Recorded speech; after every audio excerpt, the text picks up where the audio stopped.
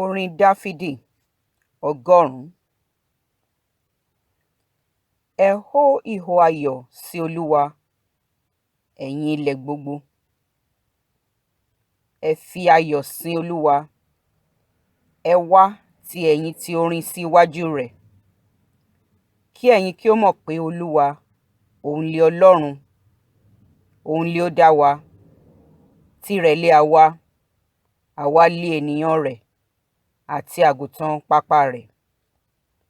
Ẹ lọ sí ẹnu ọ̀nà rẹ̀ ti ẹ̀yin ti ọpẹ́, àti sí àgbàlá rẹ̀ ti ẹ̀yin ti ìyìn. Ẹ máa dúpẹ́ fún un, kí ẹ sì máa fi ìbùkún fún orúkọ rẹ̀.